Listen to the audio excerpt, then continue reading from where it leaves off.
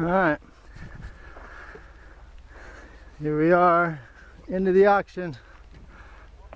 New van, bunch of other junk. Everything's junk except for what I bought.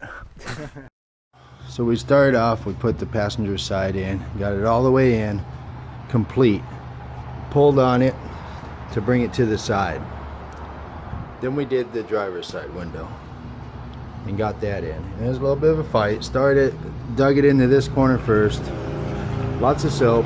Pulled it in, did the seams, you know, and worked around, and then ended up finishing off in the middle after I was able to push the window over. Then it comes to this stuff right here. I started off here. You can tuck it in on one side and then use like a Bondo thing to get in there and bring it in. Once you get done, you take something like this and get it in there, and you slide it in, and then you kind of just wiggle it, and it brings that back out. Then as you're going, when you get a section in,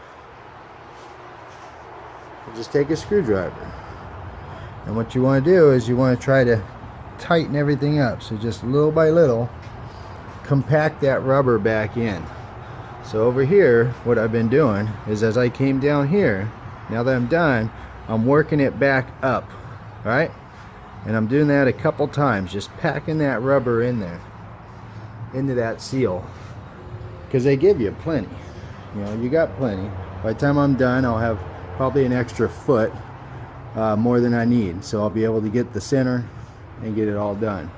But the main thing is, take a screwdriver and pack that rubber, because as this ages down the road, it's going to want to shrink, and if you got it too stretched out, then it's going to crack all over the place. You're going to have a problem. So if you pack that rubber back in, it'll make it tight. You're not going to be wasting what they gave you. You're using what they gave you.